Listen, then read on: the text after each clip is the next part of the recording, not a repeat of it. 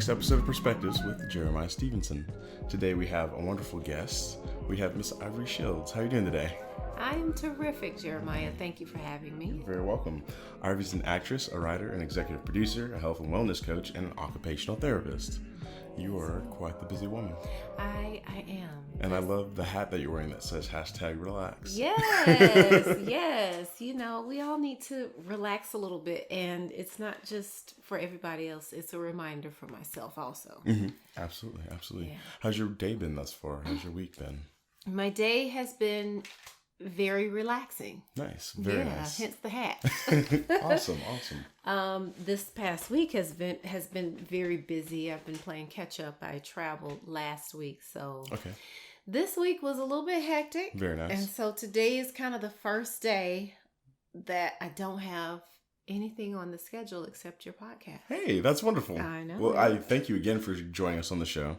I heard myself say very nice to a hectic week, but I feel like within that hecticness, there's productivity. Absolutely. So like you're always being able to accomplish something in some sort of way. So I think that's really awesome when we can find a peacefulness within the hecticness or productivity within the hecticness. Well, you know, what's interesting is I see the difference between just being busy doing something that you don't enjoy or that's not necessarily something that moves you, mm-hmm. compared to being busy with something that you're passionate about. Gotcha. And, you know, it doesn't feel overwhelming. Like you feel like there's growing pains, there's the busyness, and, you know, you feel stretched and you feel uncomfortable and out of your comfort zone, but it doesn't feel overwhelming. Mm-hmm. I got you. So as always, my first question on the show is, what is your story and who are you?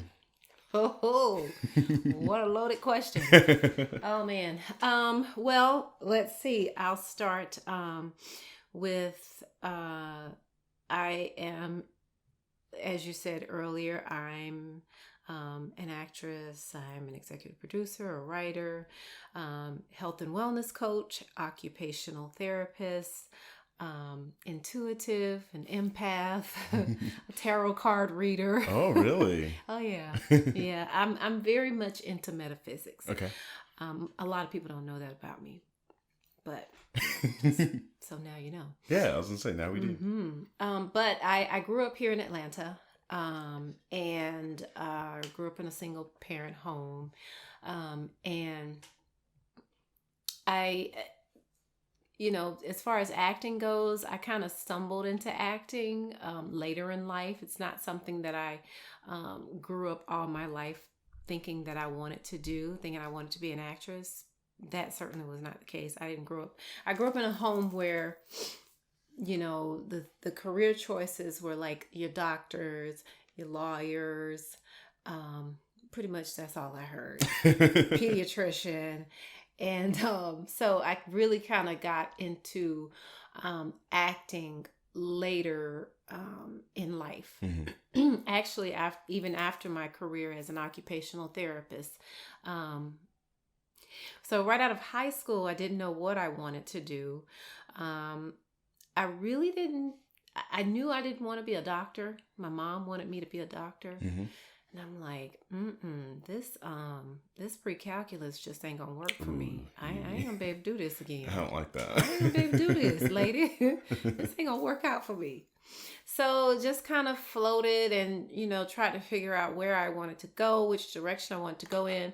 At the time, I was working as a hairstylist in a hair salon, as a hairstylist assistant. Met an occupational therapist, met a speech therapist. She started to tell me about speech therapy. I started exploring that, worked in the school system as a speech therapist assistant, hated it, started observing the occupational therapist, and I'm like, okay, I can kind of get with this. Okay. This is kind of cool. Yeah. Okay. There, you know, you get to use more creativity, you get to see results right then and there. So I was like, okay, let me do that. Nice. And applied to grad school at UAB in Birmingham, University of Alabama at Birmingham. Got in, went to grad school, finished graduate school, started working as an occupational therapist in the hospital at Emory University. Oh, Emory Midtown. Okay. Sorry, it used to be Crawford Long. And that's actually the hospital I was born in. Really? What? Yeah. Full circle. Full circle. I like that. And so how I got into acting, I'll never forget. My supervisor, my boss, the department manager at the time, she would tell me every day, Ivory, little Jewish lady, Ivory, what are you doing here? You should be you should be in the movies. You should be on TV. I mean, every day she would say this to me, and I'm like, Donna, okay, you know what? When I get the courage, I'll explore that. So, she actually encouraged me to take my first acting class, and I was terrified of speaking on camera. I had been in front of the camera doing some modeling back in the day, but never had spoken on camera. Okay. So that first class crashed and burned. But I didn't give up. I went back and kept going, and that was kind of all she wrote. And I just went through a divorce, and after my divorce was finalized, I really started to take it seriously and started taking classes more and more, and started to build up that skill and build up that muscle. Gotcha. So how long have you been acting at this point? Yeah, so a total of about 7 years. Okay, super cool. I'm going to jump back to your childhood. What was your childhood like? What was little Ivory like? Oh, goodness. Well, as I said before, I grew up in a single parent family home. My dad, I didn't grow up with my father. He moved when I was about 6, actually when I was 6. So my dad, my mom and dad split up when I was about 6. And so it was just my mom and I for the next 3 years until my brother came along when I was 9. And that was good because I started to get lonely and I was wanting someone to play with and all this kind of stuff. But even in that space, again, my mom was a single mother. And so I really took care of my brother a lot. I looked after him, making sure that he, did homework and all that stuff. So I kind of raised him in a sense. So I didn't have like a traditional, just regular childhood. Right. There was a lot of responsibility that you took on. A lot of responsibility, yeah. Spent a lot of time with my grandmother. So I genuinely love older people. Love older people. But as far as my experiences as a child, they were chaotic.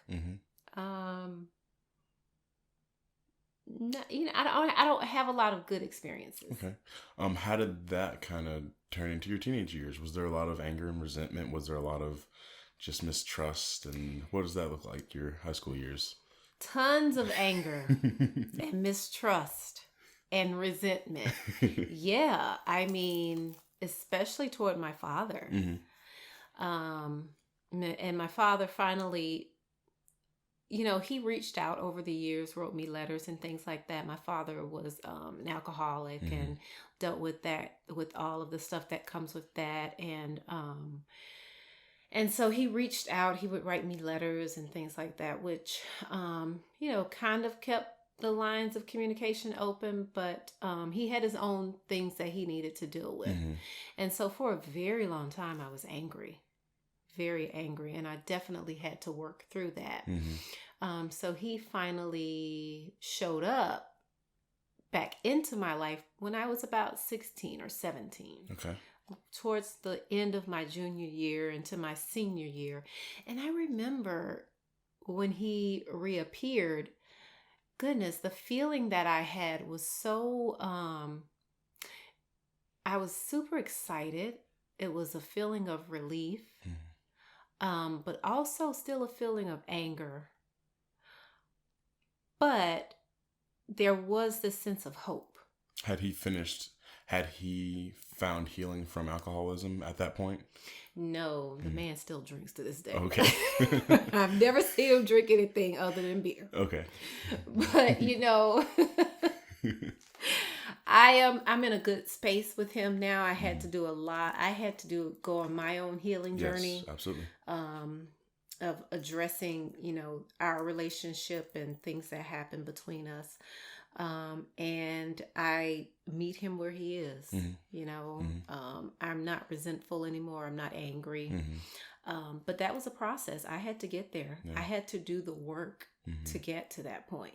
What did that work look like for you? Was that something you worked on in your teenage years, or was that later on in life? No, it was definitely later on in life. I would say that work came when I was in my 30s. After I got married and after I got divorced, worked on it some more. I think, I wanted to try to work on it in my 20s, but I really didn't know how. Yeah. So I really got a grasp on how to work, on how to deal with it and how to process it. I would say probably 3 or 4 or 5 years ago. Yeah. The relationship with your father, how did your parents' relationship kind of affect your relationship with your former husband? Oh, if man. I can ask that, yeah, because me and my girlfriend are in the process of going through Men Are From Mars and Women Are From Venus. Okay. So we just finished chapter 4 today. That's when Yeah. I was getting over here. Yeah. And we were reading throughout that chapter just kind of how men and women relate in different ways and how they talk about their feelings and stuff. But they also talk about how a lot of the things that they do are based on kind of what they saw the way their parents interacted. Sure. So I was in Starbucks crying at the end of the chapter because I think that's great. It literally was that's how I saw my parents, and I saw my dad consistently doing the things that he was trying to do for my mom and their relationship, and him consistently failing in certain areas, but he was still doing the best that he could with what he knew how to. And at the end of the day, my mom they were both able to maintain that relationship. So, and she's passed now. So it was dang, it's really cool to be able to look back and see, I see now that my dad is very much my role model and who I am, but I've never seen that before. And it was really weird in a great way, but it was just oh God, ugh. Well, I'm happy for you, that you're able to experience that. I think that's beautiful. It's growth and it's evolution and it's insight and it's self-awareness.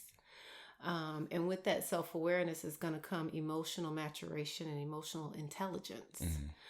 And then, you start to move into this space of personal power. And when you have those elements and those part of yourself developed and you're working on those, all of that translates to all areas of your life.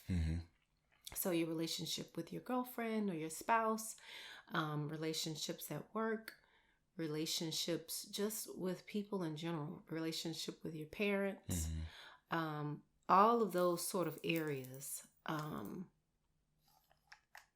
really kind of tie all of our life experiences together. And they allow us, those areas allow us to really fully be present in life and really, really experience life like we're supposed to here. We're not here just to exist. Yeah. We're here to really experience life. Yeah, I believe that 100%. Yeah. I'll let you go ahead. So I was just going to say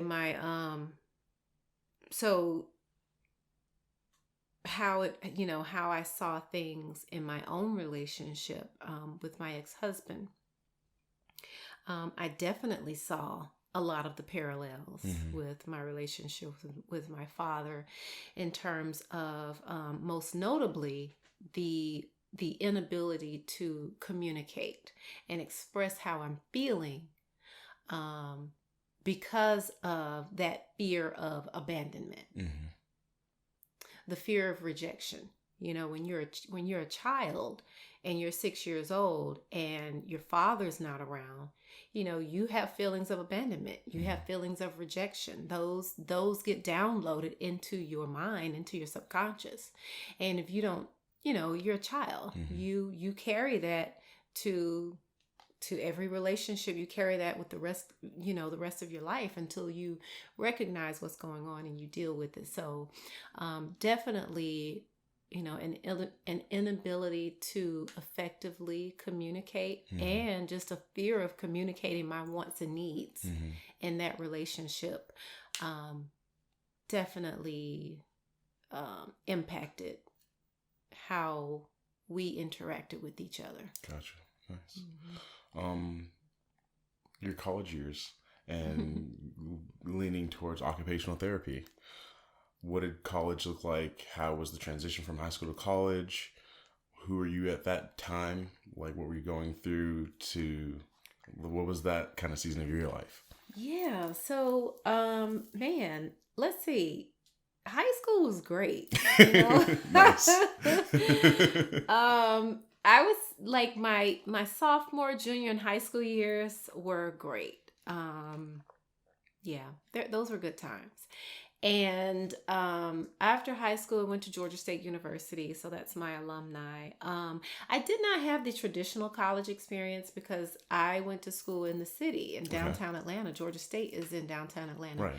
And I lived at home.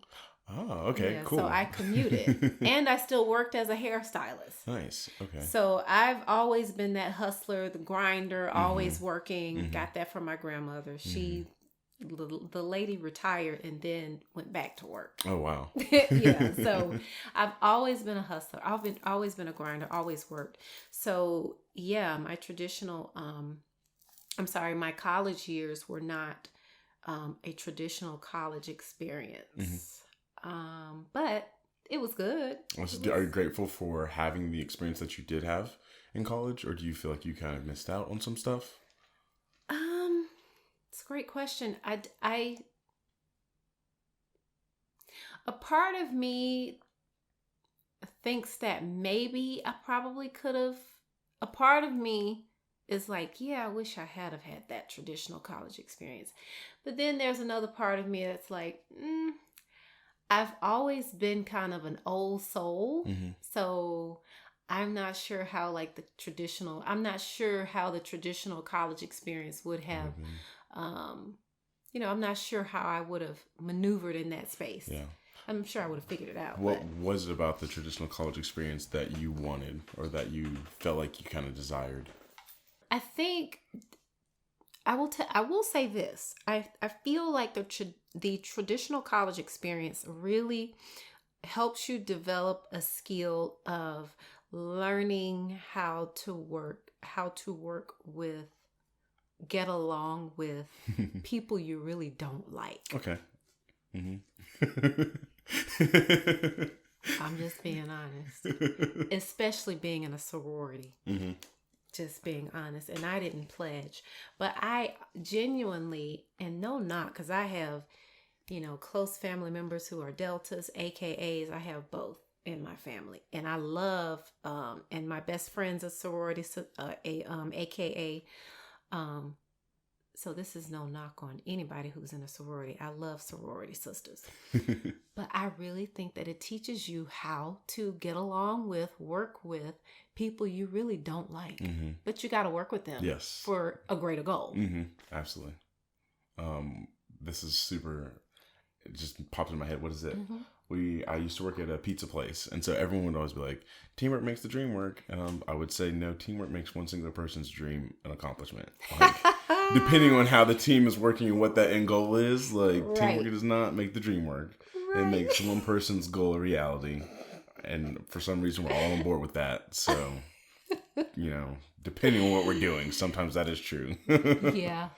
But I can see your point. Yes. Yeah. Occupational therapy. I'm not familiar with it. One of the reasons why I asked you on specifically this month, my girlfriend helps out with mental health awareness, or mental health advice, and it is Minority Mental Health Awareness Month.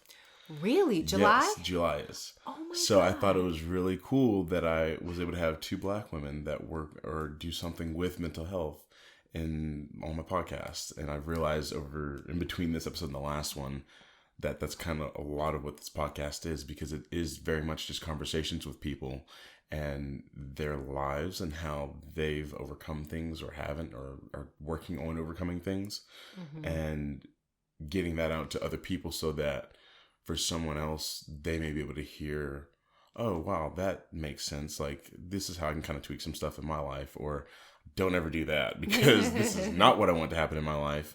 But it's a way to share. By sharing someone's story, you are able to help someone next to you or someone 5,000 miles away attain something greater, hopefully, in their life, or be able to sidestep something that would deter them from a better reality. Yeah, I mean, I agree with you 1,000%. I use the expression all of the time that my story is not for everybody, but it is for somebody. And I stand firmly on that. The things that we go through, it's always for somebody else. It's never for us. Did not know that July was National Black Mental Health Awareness National Month. Minority. Oh, minority. I think there may be another month for Black mental awareness, but they just lump us all together for some reason. I don't like that, but yes. I'm here for it still. Oh yeah, absolutely. I mean, I'm all day, and I'm a big proponent of mental health and wellness, and addressing it and dealing with it and putting it at the forefront of conversations. There's still a huge stigma in our community amongst Black and brown people, especially amongst men, that, taking care of your mental health is weak. It's considered weakness. It's considered weak to cry. And, the fact of the matter is that is absolutely false. It takes strength. It takes courage to address mental health. It takes courage, and I applaud and I commend and I encourage everyone, men, women, especially brothers, especially Black and brown men, to take care of your mental health and your well-being. And it's not easy. Yeah. Oh God, no, it's not. It takes work. It's definitely not. The weak way, in my opinion, the easy way out is to not deal with it. To me, that's weakness. Because you're taking a problem and instead of addressing it, you're just kind of throwing stuff over it. Exactly. Or you're just kind of like throwing it in a closet so that one day it'll explode into something that is not healthy for anybody. Or you think it's going to disappear. And and you put that heaviness on other people. And that's not fair to people around you. I'm super, super passionate about having these conversations and helping people and encouraging people to heal. And that starts with addressing this mental health, and delving into mental health and wellness. I'm super passionate about it. People are hurting. People want to feel better. People want to heal. I actually just launched a health and wellness coaching business. Yeah. So I'm moving more into that space. What is the name of it? That's coming soon. Or if you can share now. You don't have to. It doesn't have to from your own perspectives. Well, let me tell you. I would love to do that. But let me tell you where I had a name for it. Okay. Health Empowered. But I think that I am going to have it congruent with my YouTube channel, which is Shining on Purpose with Ivory Shields. I like that. Yeah, so I think I'm just going to keep it Shining on Purpose. Okay. That's the health and wellness coaching business. Awesome. That's like that. The name of my business. That's beautiful. You like Shining on Purpose? I do. Shining on Purpose. too. Because I feel like there's more. What is the word? I just saw it in my head. There's more purpose. But there's more purpose within that name. There's more drive. It's a fine tune. Yeah, it's more Ivory Shields. It is. Definitely more me. So that will be the name of the health and wellness coaching Awesome. brand and business that I launch. I'm going to change it to Shining on Purpose. But I also have a YouTube channel, Shining on Purpose with Ivory Shields. And I talk about this kind of stuff. I talk about healing. I talk about meditation. I talk about mindfulness. I talk about, self-awareness and self-discovery and emotional intelligence and personal power and finding your purpose and operating in your gifts. I talk about all of that.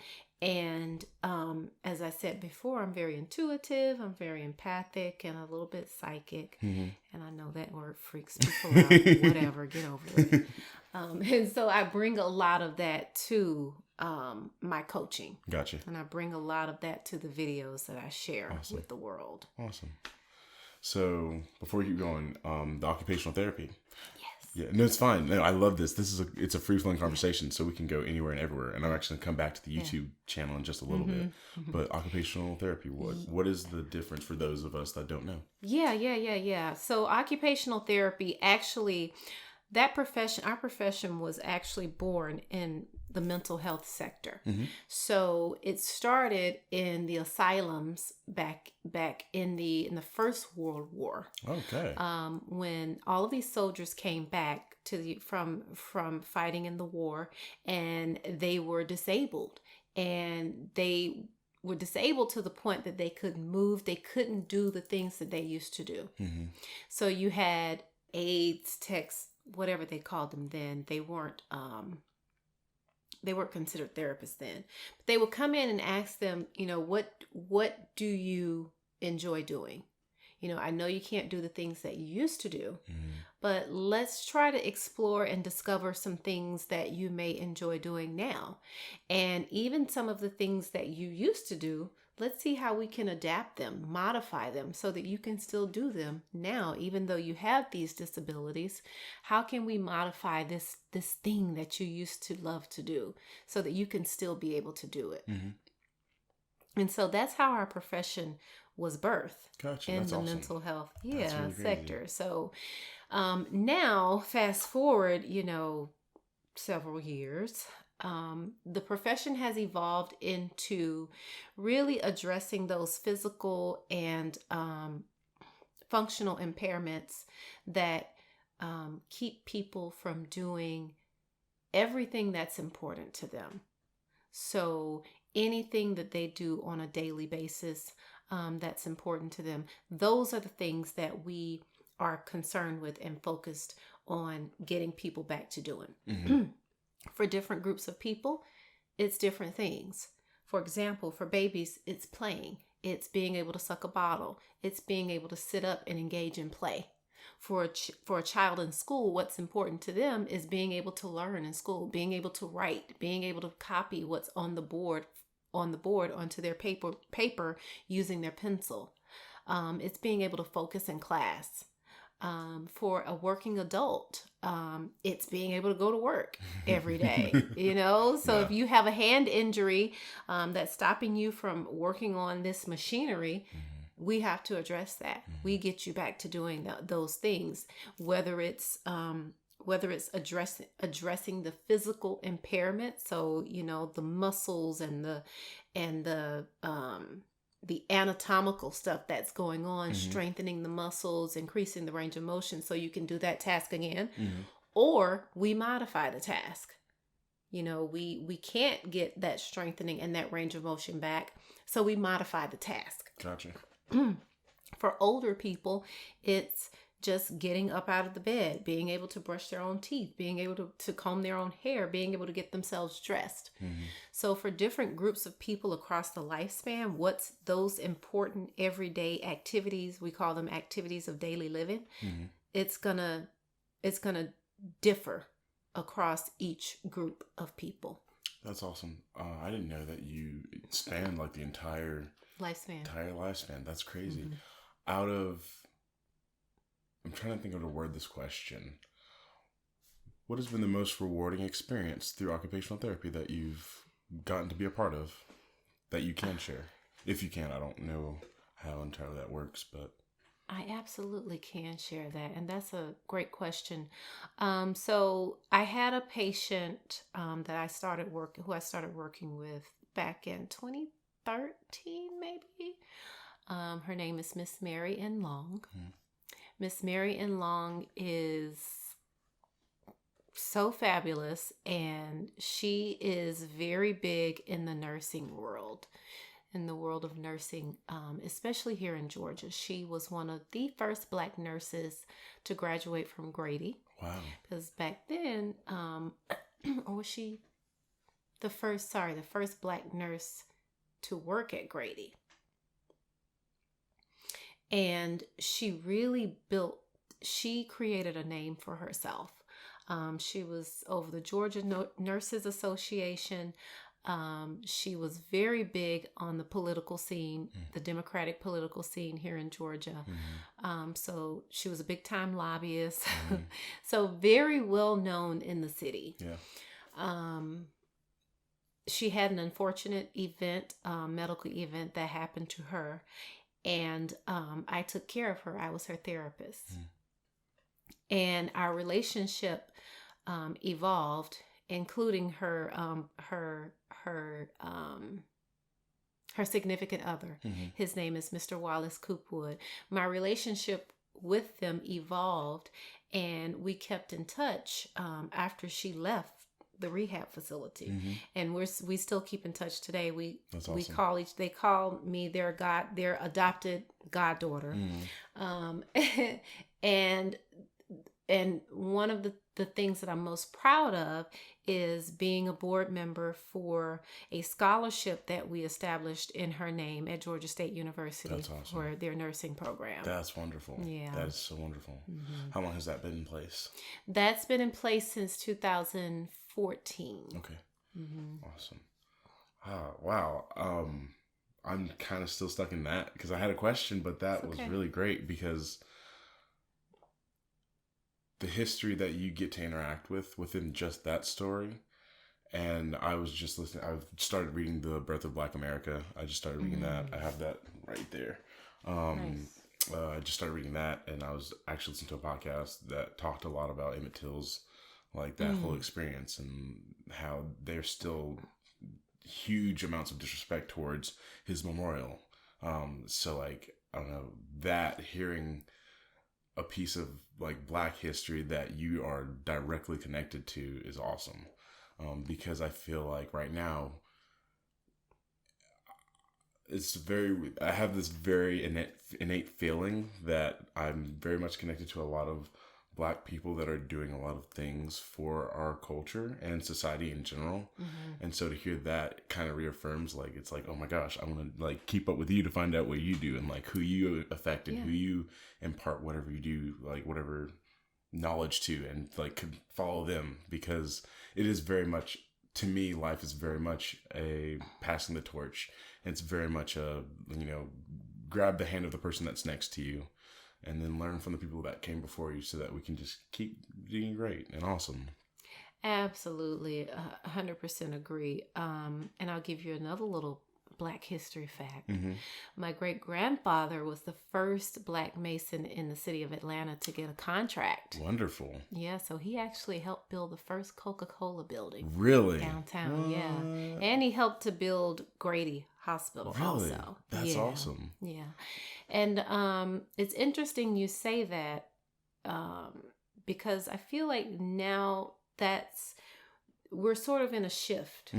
I agree. Where we are being more cognizant of what the groundwork that our ancestors have laid.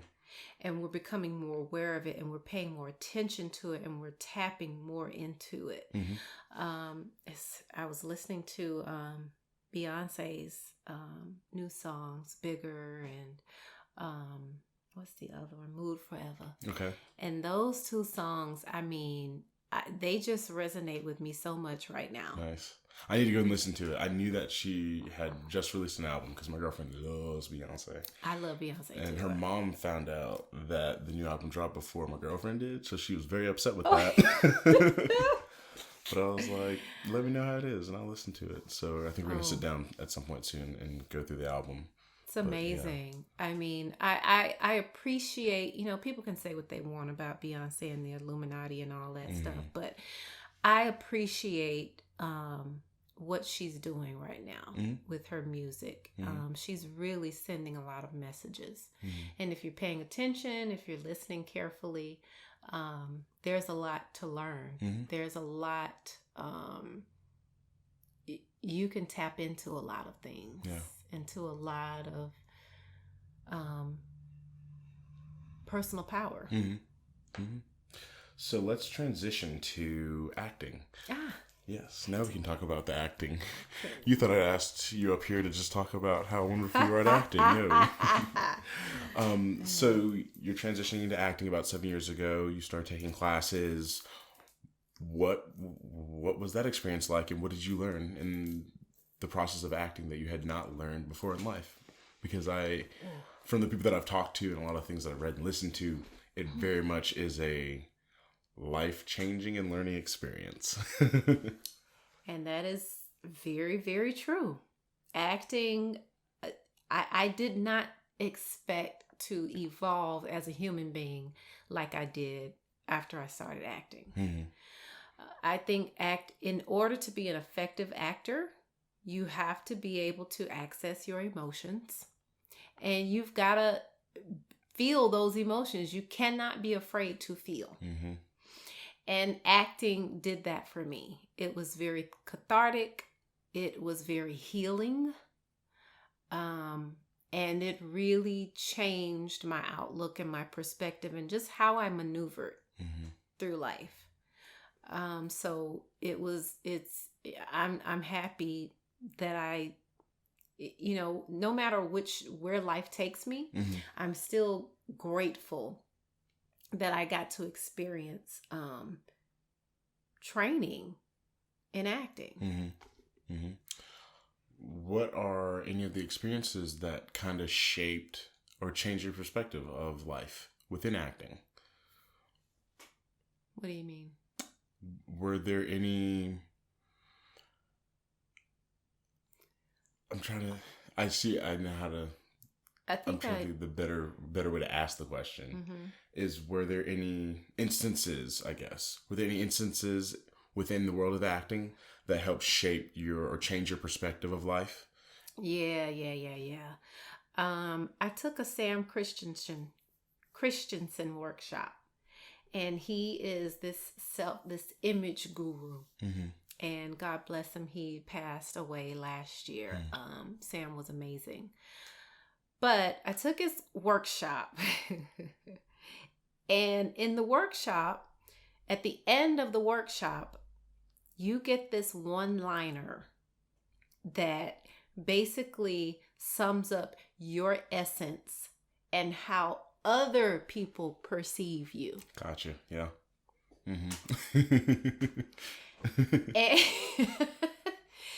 And after I got my essence and I got the feedback on how other people perceive me, that was life-changing for me. I really went, it was a moment where I was like, okay, all right, Ivory, just surrender to it. Don't fight this anymore, because this is it's not serving you to fight it. Just let it. It is a part of your essence. It is a part of who you are. So, and I say that because I spent a big majority of my life trying to prove to people that I'm more than just pretty. Yeah. And so, I wanted to put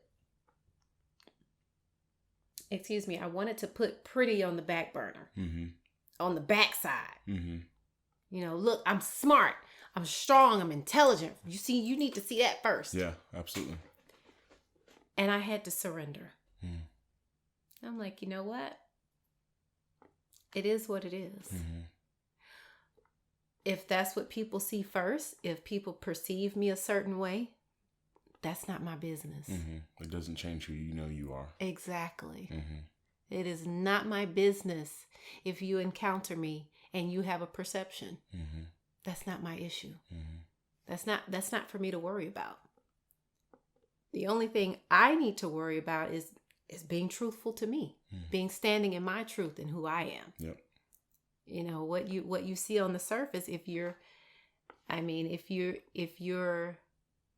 it's meant to be, you will know who I am behind the surface.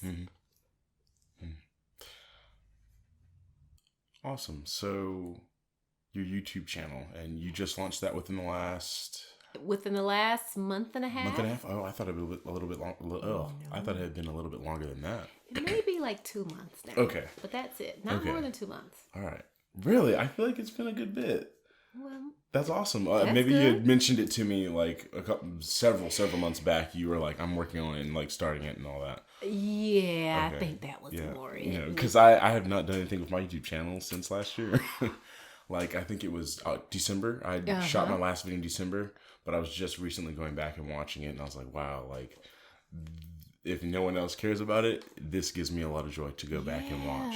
So your YouTube channel, you started about 2 months ago. Yeah. How did you walk into that? So it took forever to do it. So that's what you're referencing. That's probably why you thought it was a long time ago. Because it took forever for me to get the courage to launch it and be vulnerable to the point where, you know, people see all these different sides of me.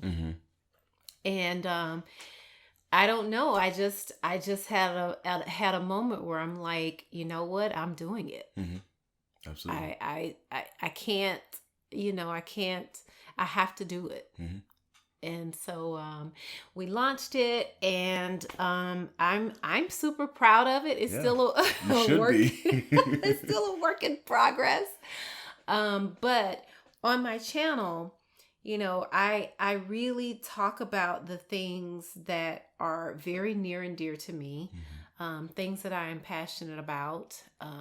All of those things, health and wellness, emotional healing, and chakras, and meditation, and mindfulness, and living your best life, and relationships with your parents, with other people around you, how to feel good, how to feel better. Those are the things that I really, really delve into on this channel. And it's, you know, it's been a growth process, because the last video I uploaded didn't have sound. Oh no. And my friend is like, friend, I can't hear any sound on your video. I'm like, shit. No. Do you edit them all yourself? I edit them myself. Shoot it and edit it, and oh my gosh, yeah, no, that's what I was doing too. Yes, shoot them, edit them. It's a lot. About how long is each video? Does it vary, or it varies between 2 to 3 hours? Oh wow, of editing. Oh wow, Eesh. Yeah. Not each, and like that's like, but like I get that. That's a lot. Yeah, I mean, it's work. And how long is like the actual finished product? 2 to 3 hours. Usually like 19. Okay. So my longest one, I think, is like 19 minutes and some change. Okay, got you. But they're usually like between 12. I've had them between 12 and 19 minutes. Okay. What's your consistency of uploading? Every Wednesday it's supposed to be. Okay. I've missed the last 2 Wednesdays. So don't y'all go looking right now, okay? Grace is being passed on to you from me. Thank you so much. I mean, it's just like the one I put up most recently, I had to take it down because it didn't have sound, and trying to upload it from my computer, it's like my computer, it's just, but it's okay. It's gonna pass. We're gonna get great at it. Absolutely. I'm in the process of building a team around me to help with that, to assist me. Rafi, she is amazing. Kiara is thebomb.com. And then I have an apprentice, a young lady. I'm like super, her name is Diamond. I'm super grateful to be really building this team to help bring forth this vision. So nice. Yeah. Health and wellness coaching. Let's touch on that. Yes. So the Shining on Purpose with Ivory Shields YouTube channel is really sort of a building block for the health and wellness coaching, just so that people can kind of get my essence of who I am and how I coach and how I talk to people, and how I collaborate with people, just so that people can see my style.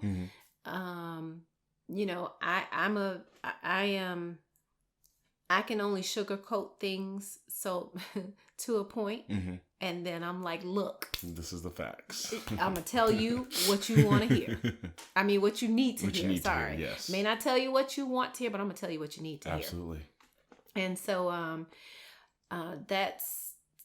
we're in the process of building that coaching business right now. I'm super, super excited about it.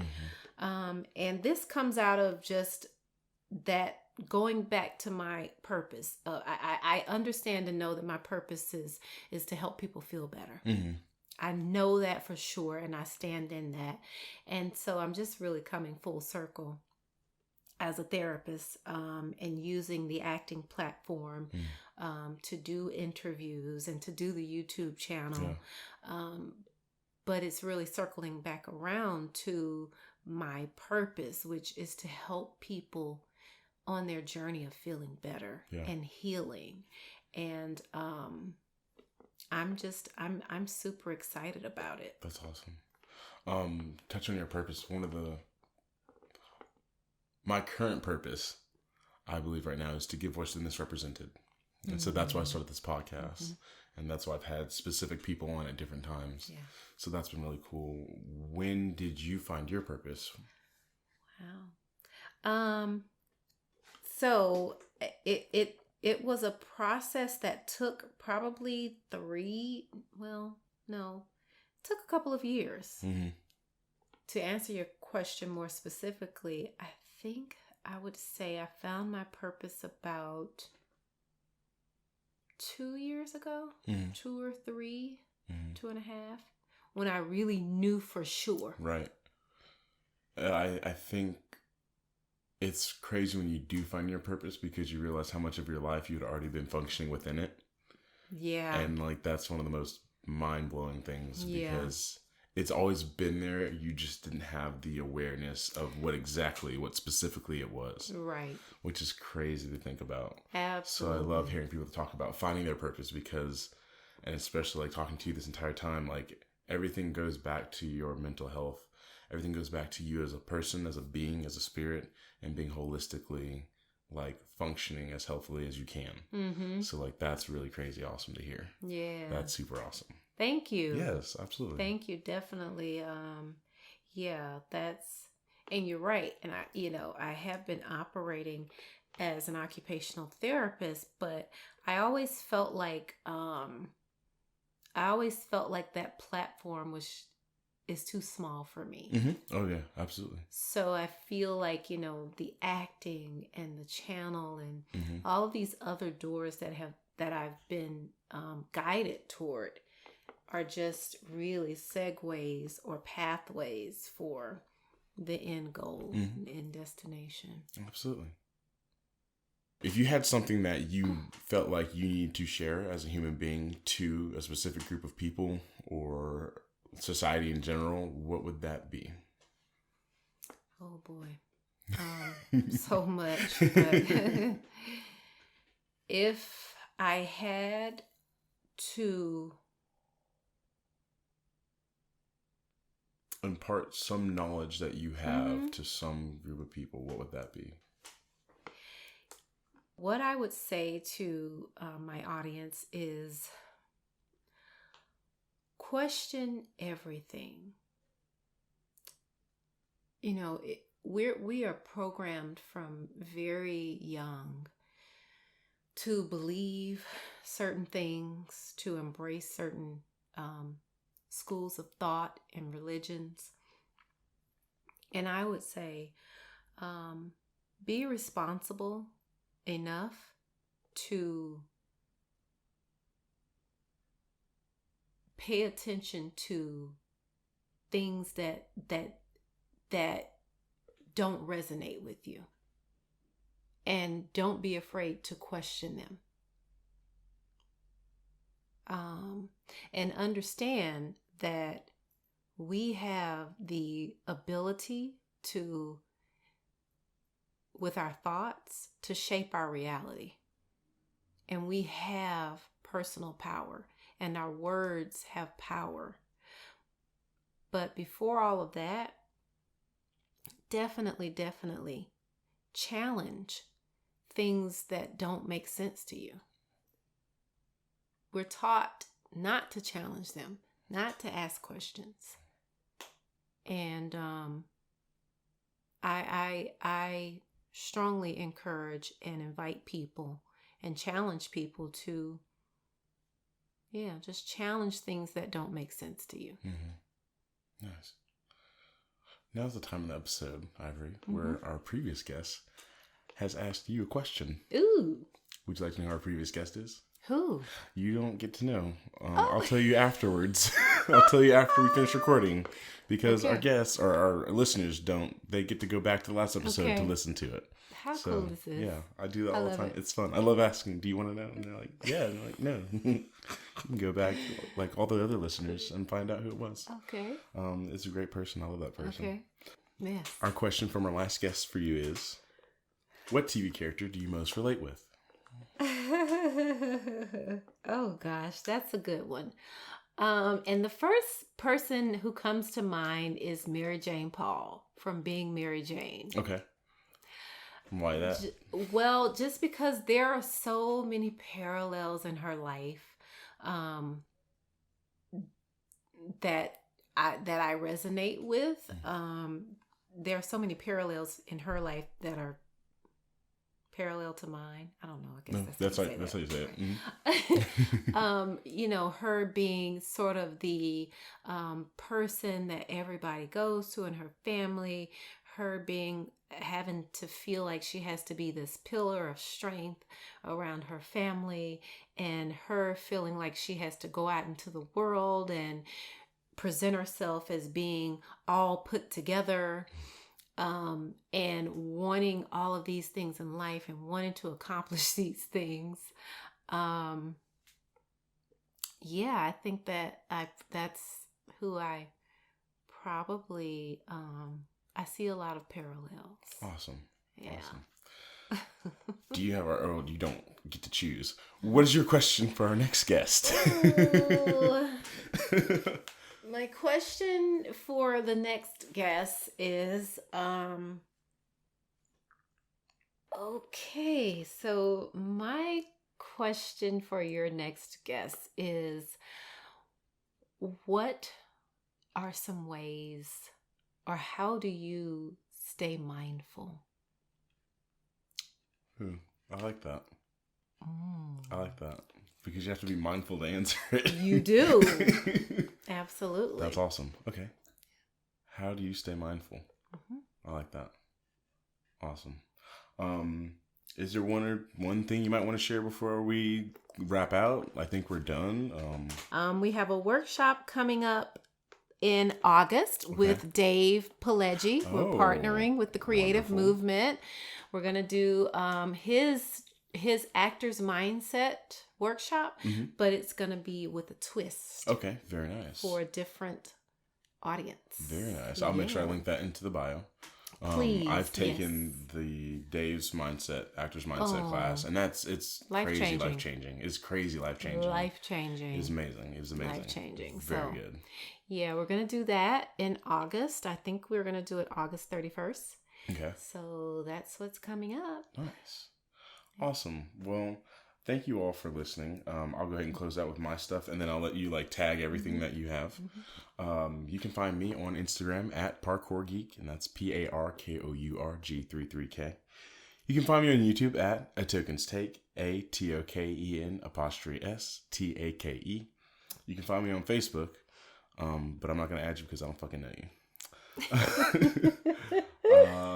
You can also listen to my other podcasts. At this point, me and Dave Pileggi should have reading scriptures. What is it? Dave and Jeremiah Read Scriptures should be back online. We should be releasing that again. And my podcast with Matt Colvin Common Sense. Okay. That should be linked. That's our nerdy podcast. And Nice. actually, we got pretty deep. Yesterday, we recorded the next episode with Lane Silva, who's a friend of ours, who's the lead and kind of like the manager of Good Fires. It's a band, a local band. Nice. And that was a really good conversation. So Awesome. you can find my voice on all those things. And he does have a nice voice, Thank you. as we can see. I and feel like hear. it's really deep today, and it's like frustrating me. Well, it comes across well on a podcast. Awesome. Let's Thank you. just Thank say you. that. And you can plug all of your Instagrams and anything you desire. Yes, I am Ivory Shields. You can find me on Instagram at I am Ivory Shields, on Facebook, actor Ivory Shields, and the YouTube channel Shining on Purpose. And our next video, the next 2 videos from 2 weeks from now, we're going to have our first interview video where we interview actor Jason Louder. Wow. Yeah, that's so awesome. that's going to be exciting. I'm excited for people to see that. It was a phenomenal interview. Mm-hmm. And look for the website soon, Shining on Purpose with Ivory Shields, for coaching sessions. Awesomeness. Everyone, please check out Ivory. She's a wonderful person. I've known you, 2 years now? Yeah. Yeah, and like you're also one of the. I was talking to another friend of mine recently. You, Blue, and Rick. Y'all are some of the first Black people that I met here. Really? That like really were just like genuine, and I was like, "What? Yeah. That's great." I have more Black friends here in Atlanta Right. than back at home, and I feel welcomed. Yes. It's wonderful. Well, we want you to feel welcome. Absolutely. So, thank you all for listening. Thank you, Ivory, for joining us. Thank you for having me. We will see you in the next episode. Be love, be life, and be. Love is free.